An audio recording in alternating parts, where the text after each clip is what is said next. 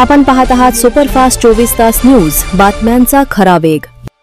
आहे की प्रभाग क्रमांक 3 मध्ये विविध ठिकाणी मागच्या 1-1.5 महिन्या अगोदर जो पाऊस पडला होता, अत्यंत एवढी बिकट परिस्थिती होती की गुडगावच्या वरती पाणी होतं। गुडगाभराच्या वरती मी स्वतः पुन्हा तलाठी असतील, कर्मचारी असतील, तहसीलचे आम्ही प्रत्येक घरोघरी जाऊन भर पावसामध्ये सर्वे केलेला आहे। आणि भर पावसामध्ये सर्वे केलेला असताना सुद्धा आता जवळपास 1.5 महिन्याचा कालावधी उठून गेला। अर्धवट लोकांना, काही जणांना पैसे आलेले, पण जवळपास अर्ध्या लोकांना, जवळपास आपण 400-500 कुटुंबाचा घरोघर जाऊन सर्वे केला होता, त्याच्यातल्या 200-100 लोकांना सर्वेच्या याच्यानुसार पैसे पडलेले आहेत। पण अद्यापही 250 ते 300 कुटुंब असे आहेत की जे वंचित आहेत मदतीपासून। त्याच्यासाठी आम्ही इथं आलो होतो। सर्वे मी स्वतः आणि तलाठी ऑफिसचे जे काही कर्मचारी होते, तलाठी होते, आमच्याकडे ते फोटो आहेत, व्हिडिओ आहेत आणि ते ओरिजिनल सर्वे भर पावसामध्ये एक ना एक घर फिरून सर्वे केलेले आहेत। आणि त्याच्यामध्ये अजूनही पैसे न पडल्यामुळे बरेचसे जण संभ्रमामध्ये आहेत किंवा असं का होतंय की आमच्या, आणि ते गोरगरीब लोक आहेत, त्यांचं 30-40 हजाराचं त्या ठिकाणी नुकसान झालेले। कमीत कमी शासन त्यांना 10,000 रुपये दिले, ते बुट्ट्याला काठीचा आधार असल्यासारखं। मग कमीत कमी ते 10,000ची ते वाट बघतात।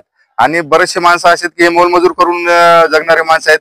बऱ्याच जणांना त्यातल्या त्यात अजून एक मुद्दा आज आम्ही या ठिकाणी माननीय तहसीलदारांच्या निदर्शनास आणून दिलेला आहे की या आमच्या वार्डामध्ये अद्यापही कोणाला सुद्धा राशन काहीच भेटलेलं नाही। वरतून राशन तर आलं होतं, मग राशन का भेटलं नाही, त्या राशनामध्ये काही काळा बाजार आहे का, याची आपण चौकशी करावी अशी त्यांना विनंती केली असता त्यांनी उद्या संध्याकाळी 5 वाजता एक मीटिंग ठेवलेली आहे। जे काही राशन पुरवठादार असतील त्यांना त्या ठिकाणी बोलवलेलं आहे आणि तो देखील त्यांनी मुद्दा सांगितलेला आहे की आम्ही लवकरात लवकर सॉर्ट आउट करू म्हणून। आणि त्याबरोबरच अजून एक मुद्दा आम्ही त्याची तक्रार म्हणा किंवा मुद्दा त्यांच्या निदर्शनास आणून दिलेला आहे। गोरगरीब समाज आहे, हे करत असताना कोणालाही रुपया द्यायची काही गरज नाहीये। काही जण आमच्या माघारी जाऊन सुद्धा त्या ठिकाणी असं ऐकायला मिळते, काही माता भगिनींचे फोन आलेले आहेत की कोणीतरी येतं नाही, आम्हाला सांगते की आम्हाला 2,000 द्या, आम्ही तुमचे पैसे आम्ही टाकलेत। या असा प्रकार कुठे होऊ नये म्हणून आपण एक प्रसिद्धी पत्रक काढा म्हणून देखील आम्ही त्यांना विनंती केलेली। त्याच्यावर सुद्धा त्यांनी सांगितलेलं आहे की भाऊ नाही, आता त्यांनी एक सांगितलंय की त्याची ते त्यांच्या खात्याअंतर्गत ते चौकशी करणार आहेत की खरोखर असं काही आहे का। आणि दुसरं म्हणजे त्यांनी हे सांगितलं की भाऊ 100% तुमचे जे सर्वे झालेले ते ओरिजिनल सर्वे आहेत आणि त्या सर्वेनुसार तुम्हाला एक 8 ते 10 दिवसात आम्ही सगळ्यांच्या अकाउंटला पैसे टाकणार आहोत। कारण काय ते त्यांचा इश्यू असा आला की त्यामध्ये टेक्निकल इश्यू असल्यामुळे काही ठिकाणी आम्हाला अडचण आली। आम्ही म्हणलं बा 1.5 महिने झाला तरी आतापर्यंत हा प्रॉब्लेम तर सॉल्व्ह व्हायला पाहिजे होता। ते बोलले की ठीक आहे, लवकर 8-10 दिवसात तुमचे पैसे पडतील आणि ज्या लोकांना राशन मिळालं नाही त्यांना सुद्धा सगळ्यांना राशन मिळेल।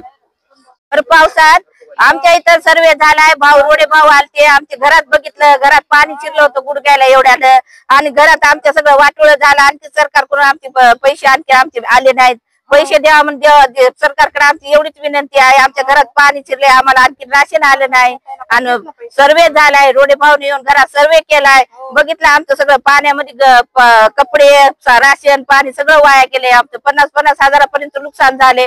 सरकारकडे एवढीच विनंती आहे की आमच्या गरीबाकडे बघा, मोलमजूर करून खाणार आहेत आम्ही लोक आणि सरकारने आम्हाला मदत करावं पैशात।